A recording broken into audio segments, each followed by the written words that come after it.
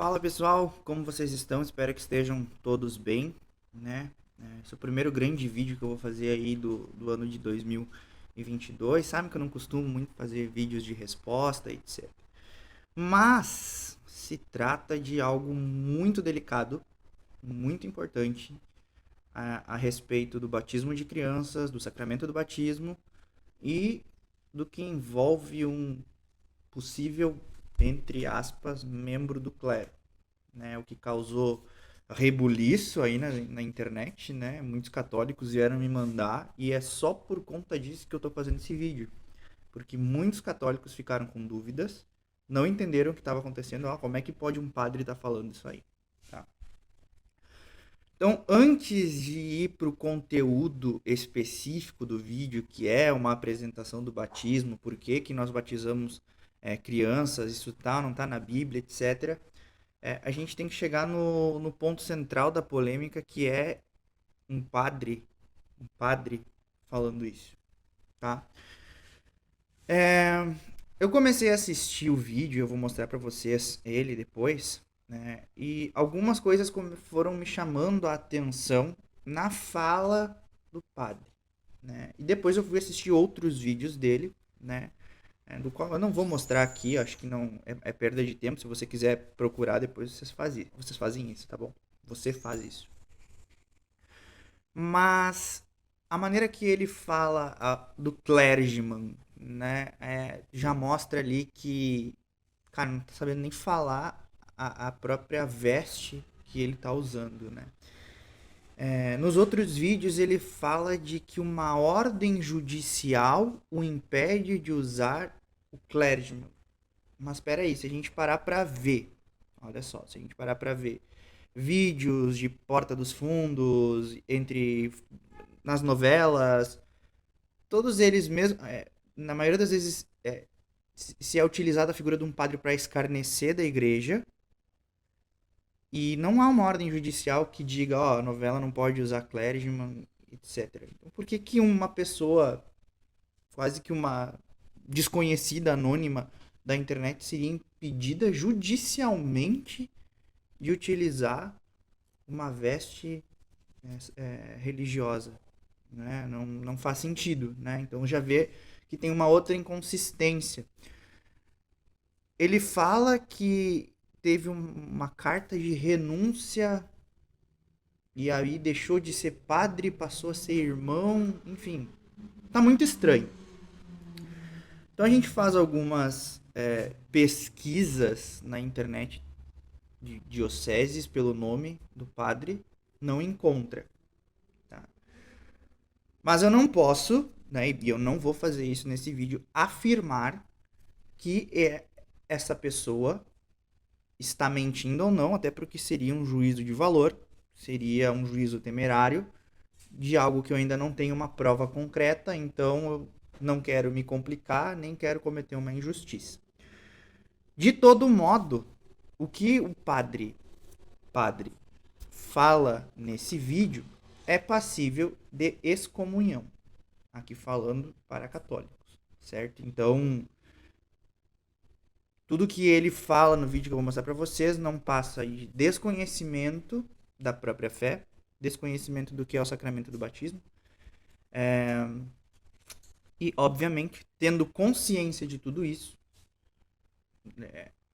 tendo consciência do erro, tendo consciência que o que ele fala é contrário à fé católica, passa a ser uma heresia, o que é passível de excomunhão e demissão do estado clerical. Lembrando que um padre, caso esse homem seja verdadeiramente ordenado, nunca deixa de ser padre, porque o sacramento da ordem é de caráter indelével, ou seja, não se apaga. Então ele vai ser julgado no seu dia final, no seu juízo particular, como sacerdote, né? Independente se teve uma demissão do estado clerical, enfim. Então a grande dúvida aí é se realmente se trata de uma pessoa que recebeu o sacramento da ordem. Ao que me parece, aqui é o que me parece, não é um fato conteste, né?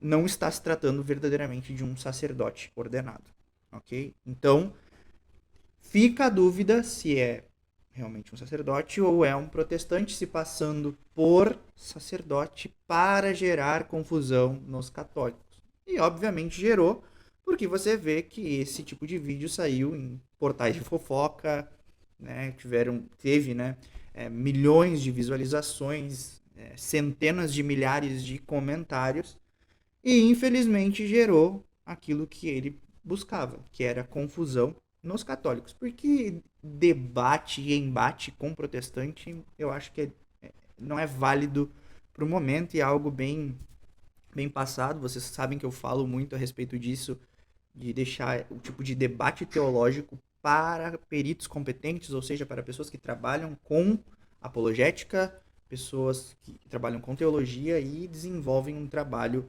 coerente a respeito disso. Tá? Então, a minha missão com esse vídeo é esclarecer para os católicos aquilo que a igreja ensina, baseada nos seus 3 pilares: Sagrada Tradição, Sagrada Escritura e Sagrado Magistério. Ok? Então, antes também de passarmos adiante para o vídeo do dito sacerdote e depois nós irmos efetivamente responder e ensinar mediante a luz da fé católica, eu preciso que vocês entendam o que é o batismo, né? Porque se você não entender o que é o batismo, você tem uma tendência a concordar com esse sujeito, ok? Então, o batismo, ele nasce, assim como todos os sacramentos, do peito aberto de Cristo na cruz, onde jorra sangue, que representa a Eucaristia, e água, que representa o batismo. Os 2 grandes, principais sacramentos da Igreja Católica. Não que os outros não sejam tão importantes quanto, mas são os mais visíveis, né? O primeiro, que é a iniciação da vida cristã, e o outro que é o ápice da fé do católico, que é a presença real de Cristo na Eucaristia, certo? Então, o sacramento do batismo, no que a gente vê hoje, ok? Ele é diferente da apresentação no templo, do que acontece com Jesus, quando Maria apresenta Jesus no templo. Aquilo ali não é batismo, aquilo ali é uma cultura, uma tradição judaica, tá?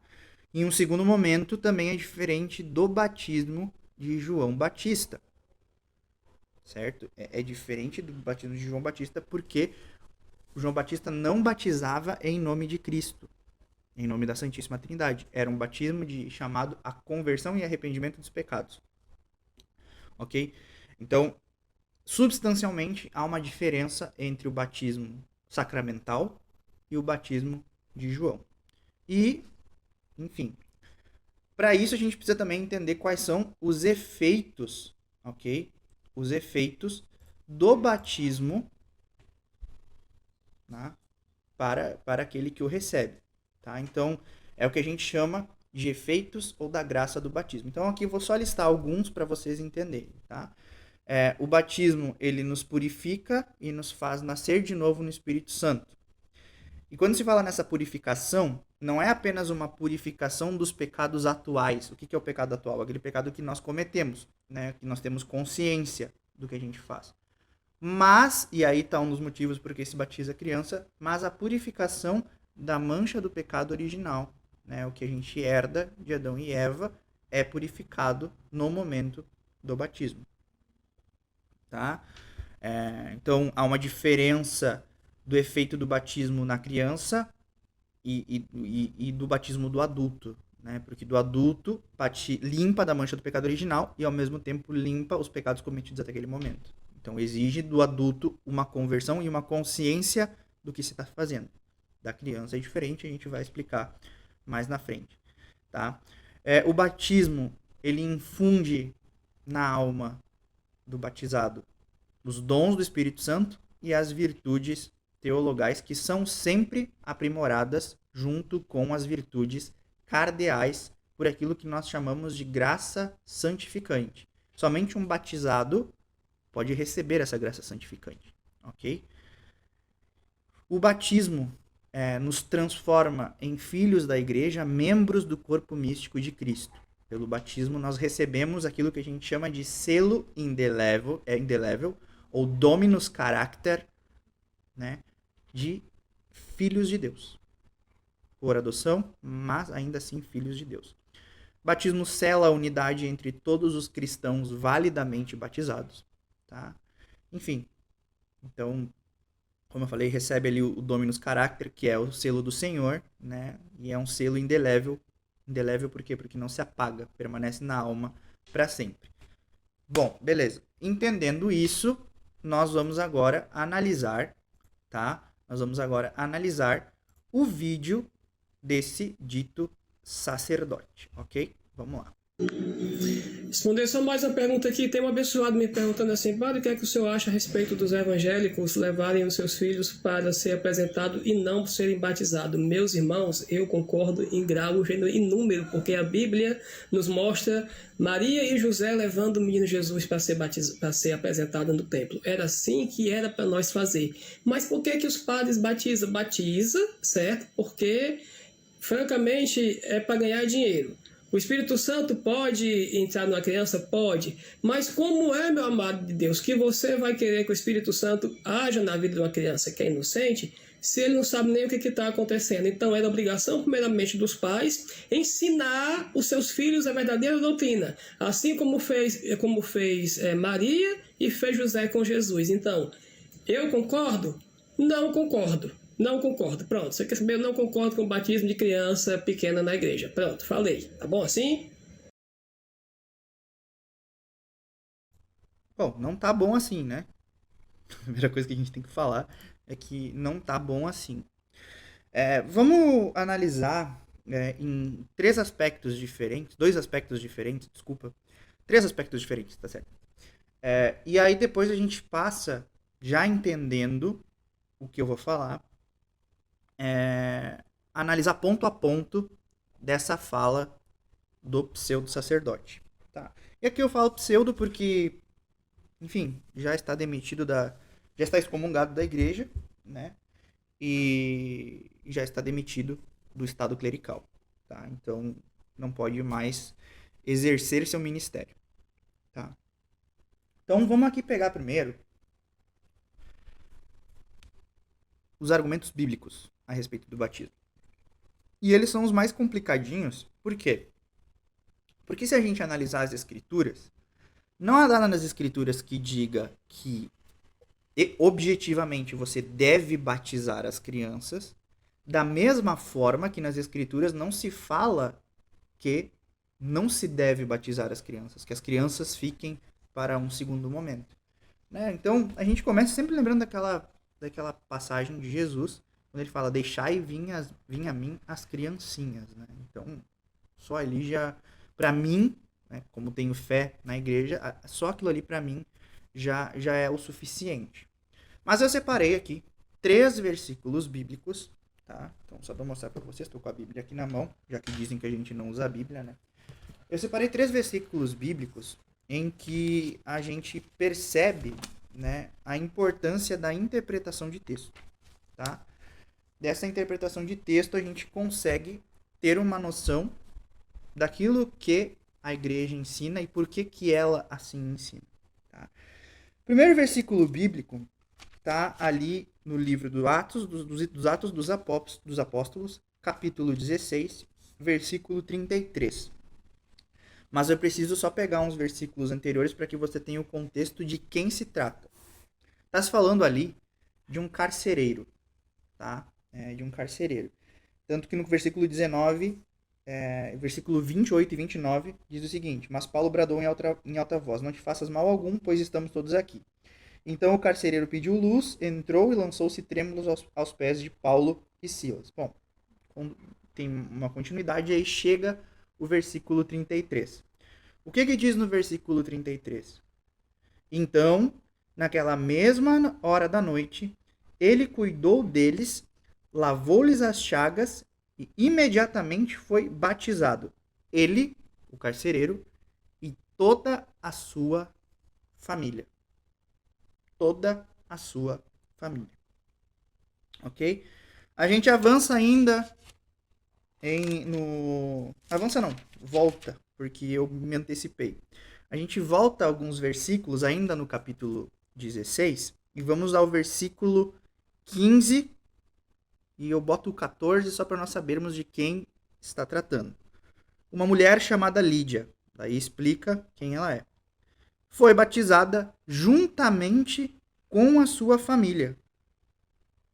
Lídia foi batizada juntamente com a sua família.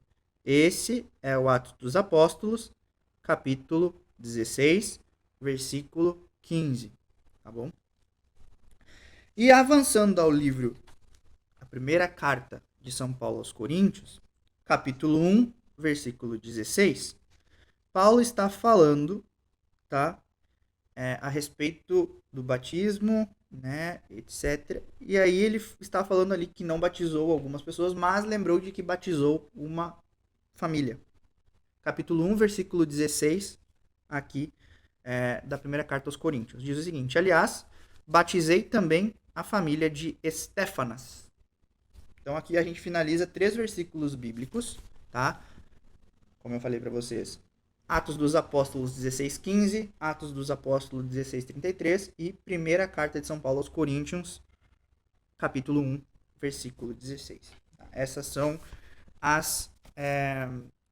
os versículos bíblicos a respeito do batismo do batismo em si, né? E que se pode, por uma interpretação, entender que se batiza a família toda, se a gente olha principalmente para as famílias daquele tempo, a gente vai lá, vai incluir primos, tios, filhos, enfim, né, irmãos, todos aqueles que viviam na casa, porque, bom, naquele tempo se vivia muito digamos assim, em bandos, né? Então, as casas, elas eram compostas de uma família, né? Ela era composta de muita gente. Então, por uma interpretação, aqui não se tem uma certeza, obviamente, até o próprio catecismo vai dizer isso, tá? O próprio catecismo vai dizer que não se tem uma certeza a respeito do batismo das crianças na Sagrada Escritura, mas que, historicamente, a igreja tem essa prática, tá? Mas o que o catecismo diz? Aqui a gente vai no Catecismo da Igreja Católica, no número 1252. A prática de batizar crianças é uma tradição imemorial da Igreja. É atestada explicitamente desde o século II. Mas é bem possível, você vê que não há uma certeza de que na Bíblia se tem uma narração que aquelas famílias, aquelas casas, se contavam efetivamente as crianças. Mas vamos lá. Mas é bem possível que desde o início da pregação apostólica, quando casas inteiras receberam o batismo, também se tenha batizado crianças. Okay? Então essa é a parte bíblica. A gente não pode chegar aqui e falar que não se deve batizar crianças e nem que biblicamente é atestado que era obrigado ou que se batizava crianças, né? A gente tem uma dedução, uma interpretação. E a isso se deve, por isso que existe o estudo da hermenêutica e da exegese, né? Por quê? Porque a Bíblia, como eu já falei várias vezes aqui no meu perfil, ela não é um livro de exposição doutrinal. Ela não é um livro de exposição doutrinal, não é um livro de exposição teológica. Ela é um livro, por exemplo, você pega os evangelhos, que tem o intuito de narrar a vida de Jesus. As cartas paulinas e as outras epístolas têm o intuito de corrigir e admoestar as igrejas locais. Por isso que é Gálatas, Romanos, Coríntios, ok? E os Atos dos Apóstolos têm por intuito narrar aquilo que os apóstolos fizeram após a descida do Espírito Santo. Como que eles iniciaram essa pregação, a fundação da igreja. Então você vê que a Bíblia ela não é uma exposição teológica a respeito de sacramentos, a respeito, enfim, etc, etc, etc. Claro que a gente não está aqui tirando a importância dela. Tudo vem da Bíblia porque nela está a revelação. O início e o fim da revelação divina acontece na Sagrada Escritura. Não se há dúvida disso. Tá? Então, tudo está aqui na Bíblia dizendo, batizei a família de Estéfanas, né? Imediatamente foi batizado ele e toda a sua família, e tendo sido batizado ele e a sua família, fez esta, etc. Né? Então, aquelas crianças, elas recebiam a graça santificante pelo batismo. Aquelas pessoas recebiam a graça santificante pelo batismo. Esse batismo já feito em nome de Cristo. Já não era mais o batismo de João, que era apenas o convite e arrependimento dos pecados. Certo? Então, entendendo o que a igreja ensina, entendendo o que a Bíblia está falando, eu tenho a grande tendência, ainda tendência não, a certeza de que a igreja ensina da maneira correta. Tá? E aí vem o segundo ponto, que é a história. E eu vou finalizar o terceiro ponto com a teologia. O ponto histórico, as comprovações históricas, né, de que o batismo é dado às crianças desde os tempos mais remotos, né, os primeiros tempos, se vem pelos concílios da igreja. Os concílios da igreja. No século III, o historiador Orígenes diz: a igreja recebeu dos apóstolos a tradição de dar o batismo também às crianças. Sabiam eles, a quem foram confiados os segredos dos mistérios divinos, que existe em todos a quem foram confiados, em todos a genuína mancha do pecado, a qual tem que ser lavada pela água e pelo Espírito Santo. E São Cipriano, né, em nome do concílio de Cartago, lá pelo ano 253, escreve a um bispo, né, que era contrário, né, que a gente chama de anabatista, né, que era contrário à opinião das crianças serem batizadas. Ele escreve o seguinte: nesse ponto ninguém está de acordo com a tua opinião. Antes, todos ao contrário fomos de parecer que a nenhum homem nascido há de se negar a misericórdia e a graça de Deus. Bom, e como eu não gosto de ficar falando fontes da minha cabeça, coisas da minha cabeça, eu trago fontes. E a primeira fonte que eu vou trazer histórica para vocês é o compêndio dos símbolos e definições e declarações de fé e moral, que a gente chama de Denzinger-Hünemann. Aqui tem toda a história da igreja, no sentido dos seus decretos, daquilo que a igreja ensina ao longo da história. Tá? Então aqui eu separei duas passagens que comprovam que desde os primeiros séculos, século II, século III, já se fazia o batismo de crianças. Tá? Então vamos aqui. Ó. Primeiro, uma frase que está compreendida entre os anos de 384 e 399, provavelmente algumas disputas teológicas ou algum concílio. Se atribui ao Papa Cirício. Tá? O que ele está dizendo? Okay? O que ele está dizendo inicialmente? Como, portanto, afirmamos que absolutamente não se deve diminuir a veneração da Páscoa, assim queremos que as crianças, que por causa da idade ainda não podem falar, ou aos poucos que por qualquer emergência precisam da água do sagrado batismo, se venha em socorro com toda a rapidez, a fim de que não soframos dano para as nossas almas, se tendo negado àqueles que o desejam a fonte da vida, alguém sair do mundo perca o reino dos céus e da vida. Ok? Então esse é o primeiro ponto. Aí depois, avançando na teologia, a gente chega aqui no 15º Sínodo de Cartago, que iniciou efetivamente em 418. E aqui está falando sobre o batismo, etc, etc, etc. E aí, o que esse sínodo fala? O cânon 2 desse sínodo diz o seguinte: igualmente foi decidido quem negar que se devam batizar as crianças recém-nascidas, ou que diz que são batizadas para a remissão dos pecados, mas nada trazem do pecado original de Adão, que o banho da regeneração deveria expiar, de onde segue que no caso delas a forma do batismo para a remissão dos pecados é compreendida não como verdadeira, mas como falsa, seja anátema.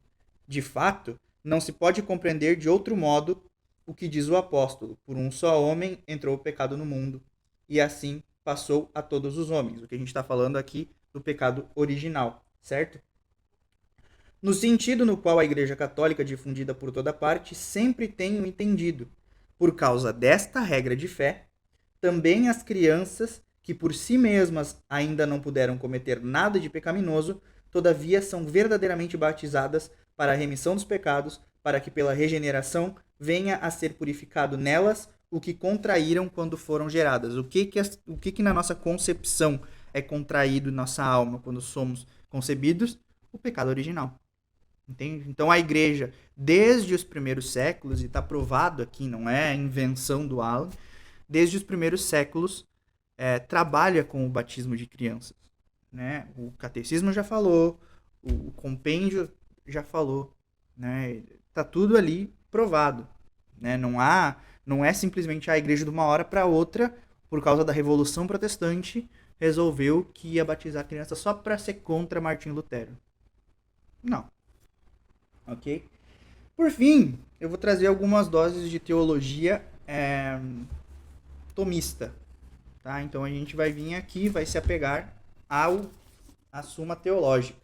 Tá? Suma Teológica, essa aqui, pela edição da Eclésia, é o volume 4 e a terceira parte. Tá? A questão é a questão 68, artigo 9. Questão 68, artigo 9. Se as crianças devem ser batizadas. Bom, vocês sabem como é que funciona, ou não sabem, se não sabem, eu vou explicar a maneira da Suma Teológica ser escrita. Santo Tomás de Aquino coloca objeções e soluciona essas objeções. Tá? Então, o primeiro questionamento é o seguinte, e aí é o que muitos protestantes trazem até hoje, que para ser batizado exige a intenção de receber. Né? Então, se uma criança não tem consciência, ela não tem intenção de receber o batismo e professar a fé. Ok? Então, o que Santo Tomás de Aquino fala? Né? Isso aí é o artigo 9, né? E a primeira solução. Pensa o seguinte, e aqui eu vou tentar resumir o pensamento de Santo Tomás de Aquino. Quando uma criança está no ventre materno, ela não se alimenta por si mesma. Quem nutre aquela criança é a mãe, com seus nutrientes, etc., que passam pelo cordão umbilical e fazem com que aquela criança se alimente e possa ir evoluindo, possa ir se formando. Ok? Então, não é a criança que se alimenta, é a mãe que alimenta. Mesma coisa acontece no batismo. Como que a gente trata a igreja? A igreja, para nós, é como se fosse uma mãe. Tá? É como se fosse uma mãe. Então, por conta da igreja, pela intenção da igreja, pela vontade da igreja, aquela criança professa a fé. Ou seja, até que ela tenha a idade da razão, quem sustenta a fé dela é a igreja. Não são os pais que podem vir a falhar, mas é a igreja. Tá? Então, isso o próprio Santo Tomás de Aquino fala, né? Diz o seguinte: assim também, as que ainda não têm uso da razão, como se fossem constituídas no ventre da Madre Igreja, alcançam a salvação não por si mesma, mas por ato da Igreja. Ok? Então a gente entende dessa forma. Tá? No segundo momento, na segunda questão aqui que Santo Tomás de Aquino traz, né, diz que o batismo é o sacramento da fé. Ok? Então não se pode dizer que se salvem pela fé dos pais, porque os pais são falhos. Ok? A gente vai concordando com algumas questões. Pois estes às vezes são infiéis e então seriam condenadas pela infidelidade dos pais. Logo parece que as crianças não podem ser batizadas. Aí Santo Tomás de Aquino vai lá e responde essa objeção, tá? Dizendo o seguinte: na Igreja do Salvador as crianças creem pelos outros, como pelos outros é que contraíram os pecados de que os livra o batismo, que é a questão que a gente já falou do pecado original.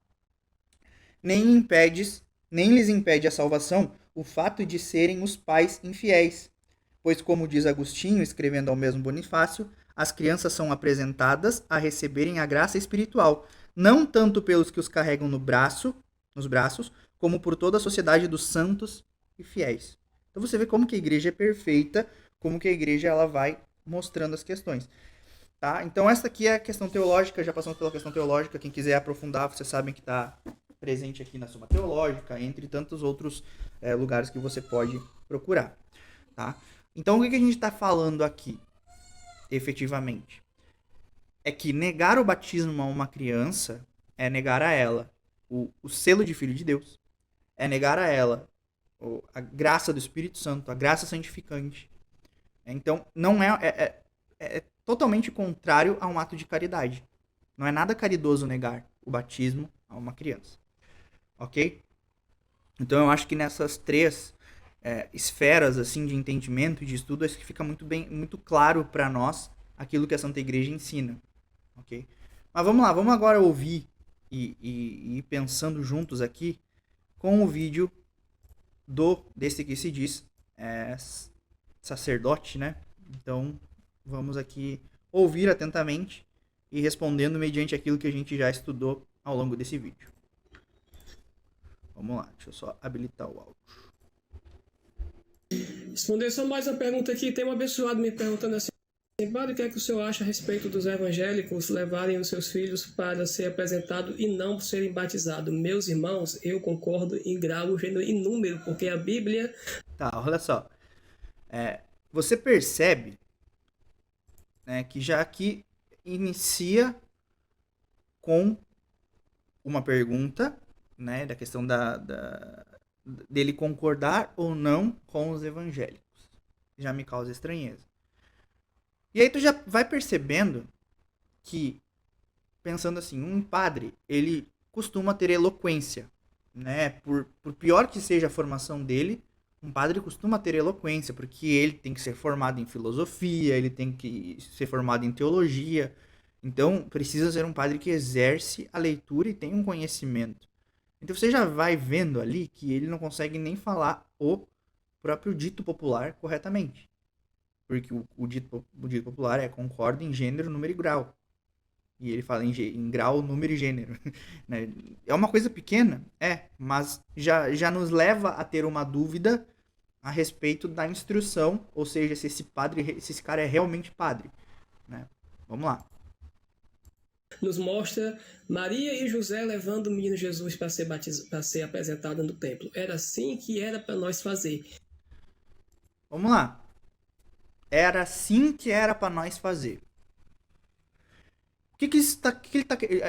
Eu me pergunto, nesse argumento dele, por que se Jesus estava errado, então? Porque se era assim que era pra gente fazer, por que Jesus aceitou o batismo de João nas águas? Não é contraditório? Percebe? Porque a Bíblia mostra que Maria e José levaram Jesus para ser apresentado no templo. Mas a mesma Bíblia diz que Jesus aceitou o batismo de João. E aí? Entendeu? Então vai vendo ali que a formulação do pensamento dele já não faz nenhum sentido. Já demonstra, inclusive, desconhecimento da própria Bíblia que ele mostrou no vídeo. Né? Então vamos lá, vamos continuar. Mas por que os padres batizam? Batiza, certo? Porque, francamente, é para ganhar dinheiro. Por que os padres batizam? Francamente, é para ganhar dinheiro. Peraí. Vamos lá. Quer dizer que desde o segundo século da igreja, o primeiro século da igreja, onde há, comprovadamente, batismo de crianças de maneira histórica, as pessoas faziam isso para ganhar dinheiro, sendo que a igreja nos primeiros séculos se reunia em catacumbas e não tinha nenhum templo para realizar batismo? Não fecha. Segundo lugar, se esse homem realmente fosse sacerdote, ele não falaria isso das taxas. Por quê? Porque são essas taxas que sustentam a paróquia. São essas taxas que sustentam a paróquia. Bom, fazendo um comparativo com o que acontece em outras comunidades eclesiais, né, de outras denominações, cobrar R$30 por um batismo não se compara a passar a maquininha do cartão de crédito para comprar uma semente, uma vassoura ungida. Né? Eu sei que não são todos, mas se é para jogar dessa forma, Por que não contra-argumentar desse jeito? Não acho que seja o melhor argumento. Então, trazendo para um argumento real, do mundo real, essas taxas são o que sustentam uma paróquia ou uma comunidade, né? Porque quando um padre, um padre vem para público falar isso, significa ou a comunidade dele está nadando em dinheiro, ou ele simplesmente não tem nenhum conhecimento do porquê que se aplicam as taxas, né? Por quê? Porque os bancos da igreja não chegam lá de paraquedas, não se materializa lá do nada, alguém precisa comprar. A limpeza da igreja não vem por nada, né? Os materiais litúrgicos não estão lá por nada, né? E uma matriz, por exemplo, uma paróquia matriz, ela sustenta outras tantas comunidades que dependem dessa matriz. Então, o batismo é só para ganhar dinheiro. Cara, isso aí é de um baixo nível argumentativo que, meu Deus, né? E aí vai lá, até famoso comentar que tá concordando com ele, né? Como se essas pessoas entendessem uma realidade paroquial, né? Vai numa comunidade mais pobre, uma comunidade que está mais marginalizada dos centros, vê o que aquelas pessoas precisam fazer para poder comungar, para poder sentar num banco, às vezes de madeira, quase comendo cuscupim, para poder assistir uma Santa Missa. Então, um padre que se preze jamais falaria que um sacramento é apenas para ganhar dinheiro. Por isso que eu coloco em dúvida se esse homem era realmente um sacerdote. Ok? Vamos lá, vamos continuar. O Espírito Santo pode entrar numa criança? Pode. Mas como é, meu amado de Deus, que você vai querer que o Espírito Santo haja na vida de uma criança que é inocente, se ele não sabe nem o que está acontecendo? Então... Vamos lá. Vamos pegar a própria Bíblia. Tá? Vamos pegar a própria Bíblia a respeito da ação do Espírito Santo em crianças. O que aconteceu quando Santa Isabel vê e encontra Nossa Senhora? O que acontece ali? O bebê pulou de alegria em meu ventre. Teologicamente falando, Jesus cura São João Batista, ou limpa, ou batiza São João Batista já no ventre de Santa Isabel. Porque a teologia diz que no ventre de Santa Isabel, São João Batista foi liberto do pecado original. É diferente de Nossa Senhora, que foi concebida sem o pecado, né? No momento da concepção, ela já foi livre do pecado original. Não, São João Batista foi concebido com o pecado original, mas foi livre durante a sua gestação por conta desse encontro do menino Jesus, já no ventre de Nossa Senhora, com Santa Isabel. Tá? Então, o próprio anjo diz a Zacarias, anunciando: ele será grande diante do Senhor e não beberá nenhum vinho, nem outra alguma bebida que possa embriagar, e desde o ventre de sua mãe será cheio do Espírito Santo. Isso está em Lucas 1, versículo 15. Então, como que pode São João Batista ser cheio do Espírito Santo já no ventre? Então, por que uma criança não poderia ter os dons do Espírito Santo, as virtudes do Espírito Santo infundidas em si pelo batismo? Que além de, como a gente já falou lá no início do nosso vídeo, que além de limpar e purificar da mancha do pecado original, confere a essa criança a infusão do Espírito Santo. Por que eu vou negar isso?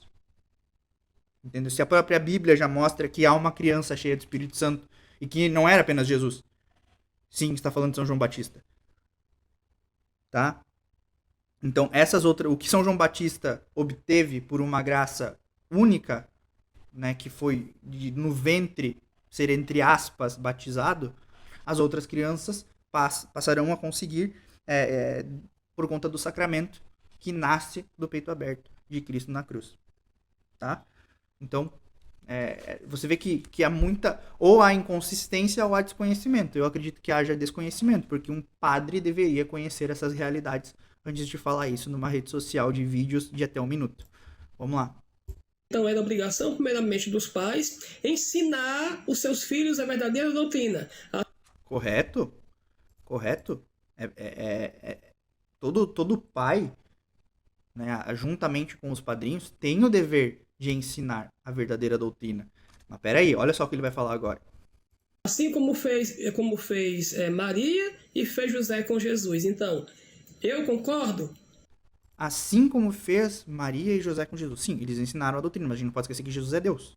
Ele é o pai da doutrina, né? Mas vamos lá. O que ele está querendo falar? Ele está querendo falar que para uma criança assumir a fé, ela precisa ser educada e então ir lá e decidir que vai ser batizada. Para resolver essa solução aqui, como eu falei, eu não estou aqui respondendo ataques protestantes, eu estou respondendo um padre que se diz padre, que deveria conhecer aquilo que ele prega. Então, do ponto de vista católico, existem 3 sacramentos que são e pertencem à iniciação da vida cristã. São eles: batismo, eucaristia e confirmação. E o que é a confirmação? O que é o sacramento da crisma? É quando uma pessoa, na idade da razão, assume publicamente a fé em Jesus Cristo e confirma as promessas feitas no batismo. Por isso que a gente fala renovação das promessas batismais. Vai lá o crismando, o padre solenemente pergunta: rejeitas o pecado, rejeitas a Satanás, renuncia, né? Renuncio. Aí credes em Jesus Cristo, único Filho de Deus, etc, etc. Creio. Então, confirma publicamente, tanto que quem está lá é tão solene que quem confere o sacramento do crisma é o bispo. Então, aquela criança que um dia foi batizada sem o uso da razão, quando ela atingir o uso da razão, ela vai ter a oportunidade de chegar solenemente na frente de toda a comunidade eclesial, dizer: eu confirmo a minha fé e eu vou dar testemunho dela. Ou seja, quer dizer que aqueles pais que foram lá, apresentaram a criança, porque a apresentação do neófito à comunidade, o batismo, que geralmente é solene e público, né, em que os padrinhos e os pais afirmam e confirmam a fé, professam a fé em nome da criança, se comprometem a educá-la, ok? Se comprometem a educá-la. Então quer dizer que quando aquela criança chegou na idade da razão e confirmou a sua fé, quer dizer que os seus pais fizeram aquilo que deveria ser feito, que é isso que o padre está falando, só que ele não cita o sacramento do crisma. Então são sacramentos de iniciação da vida cristã que estão presentes na vida da igreja desde sempre. Ok? E vamos ver o que ele vai finalizar. Não concordo. Não concordo. Pronto. Você quer saber? Eu não concordo com o batismo de criança pequena na igreja. Pronto, falei. Tá bom assim?